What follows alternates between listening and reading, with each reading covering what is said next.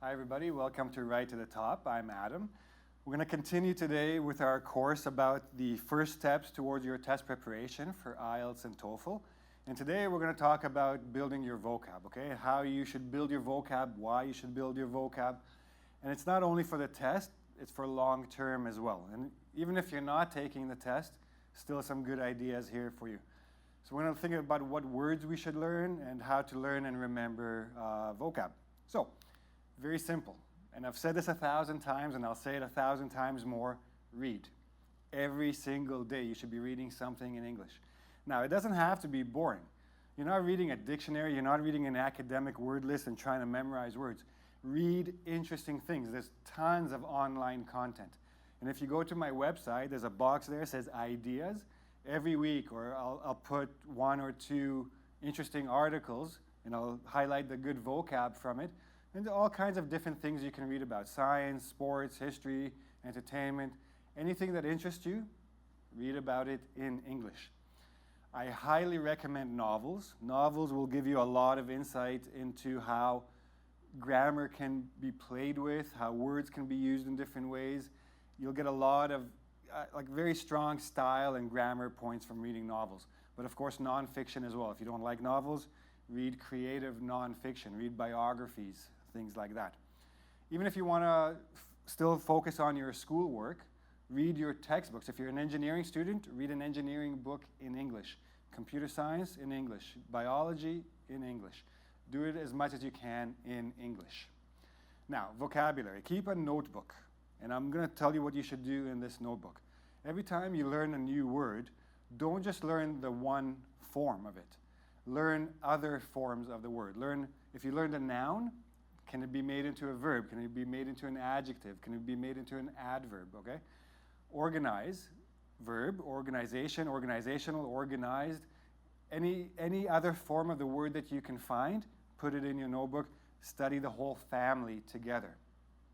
Always look for secondary meanings, if there are, but secondary meanings that can be useful. A lot of words have secondary meanings that you will probably never use. But for example, the word minute, okay? Everybody knows time. 60 seconds, 1 minute. 60 minutes, 1 hour. Very easy word. Minute. So it looks the same, it's pronounced differently. Minute means tiny, very, very small, okay? So this is a good thing to have as well. When you learn a word, if there's a secondary meaning that might be useful, learn that as well. And minute is for sure a word you will see on the IELTS or TOEFL. Now, what I want you to also start doing, and this is called vocab chunks, okay? I want you to create chunks. Now, if you're taking the test, IELTS, TOEFL again, in the next few weeks or a couple of months, this is not necessarily something that's going to help you right now. This is more of a long-term vocab builder. What I want you to do, I want you to create extensions. When you learn a word, look at other words that you can form from this word. So minute, very small. Diminutive. Diminutive also means very small, but it has a particular use. You would call a person, for example, diminutive. A lot of you might know the word petite, like a petite woman. She's not small, but she's not tall. She's pretty thin. We can also call her diminutive. You can look at a diminutive lamp. Okay, it's not small, but relative to other things of a similar nature, it's a little bit small, it's a little bit delicate, it's a little bit fragile. And from diminutive, then you also have diminish. To diminish means to make less or to become less, okay, depending how you're using it. The last word there, dim. Dim means the most common use is not bright. A little bit of light, so not enough light. But you can also use it for other things, like a dim sound.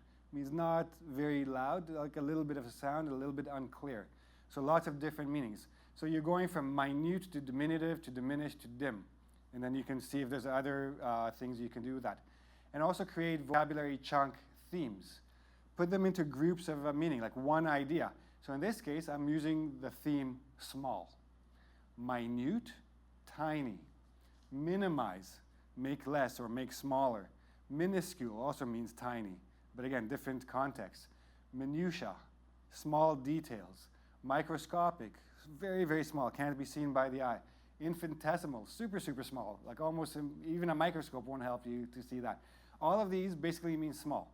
Now, you can have all kinds of different themes. Be very particular, put as many words into that theme as you can.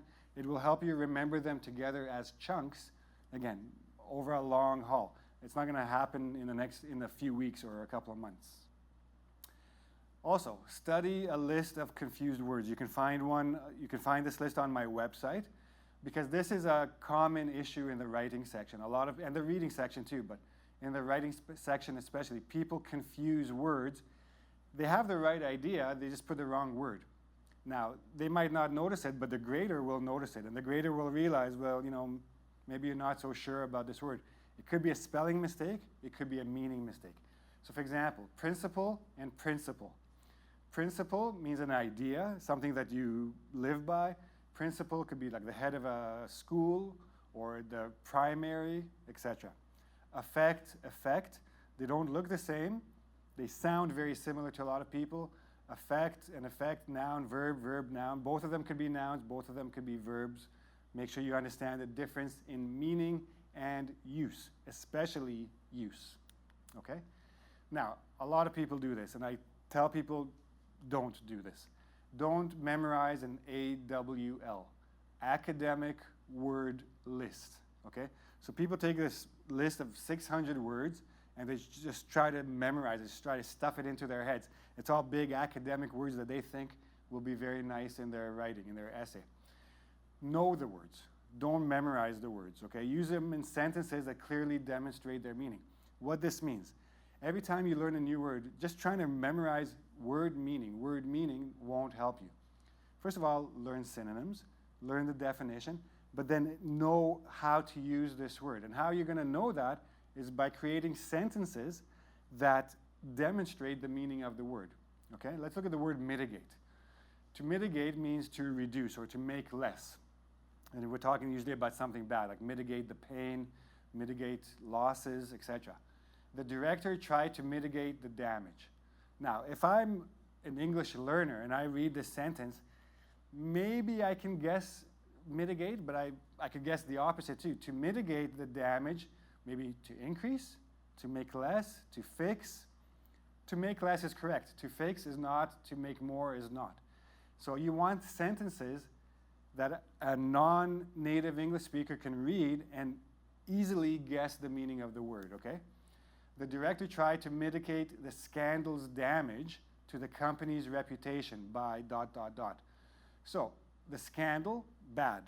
The scandal did some damage to the company's reputation. The director of the company obviously wants to fix this. It's his company. He doesn't want the company's reputation to be damaged. So he's going to go explain his side of the story. So obviously, mitigate means to reduce the damage. You can't fix damage to reputation. You can only reduce it and eventually hope to replace it by a better reputation, okay? So this is what I mean. Don't make simple sentences just to put the word in. Use the word in such a way that the meaning is very, very clear. Okay, let's go to the next one. Number 6, include phrasal verbs, idioms, and collocations. Collocations are normal connections of words, okay?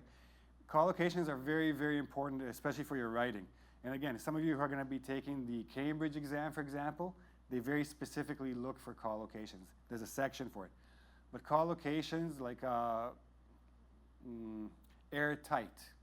Airtight is a collocation. You're taking the word air, you're taking the word tight, you're putting it together into one word. It means it's so closed that even air can't get in, okay? Lots of collocations. I'll give you a couple more examples. But again, study phrasal verbs and idioms and definitely use them in your writing. They're very, very important. And lastly, start populating an idea bank for specific topics. So here are the most common topics for in the writing section for the essay. Education, technology, advertising, sports, government, transportation, and a few others, okay? Start collecting vocabulary specifically for these topics and put them into categories within the topic. So education, think about campus, think about people in education, think about subjects, think about things you do in school, things you do out of school, things that are related to school. Put them all into a list and create an idea bank. Now, if you're not exactly sure what an idea bank is, you can follow, there's a link up here. You can follow to a little bit older video. I'll redo it, modernize it a little bit. But you can find out what an idea bank is and start creating your own idea banks. Now, again, if you don't have time or if you just don't feel like it because it's a little bit boring, you can go to my website and you can purchase ready-made idea banks for these topics, and some other ones will come as well. There's a link in the description box for that.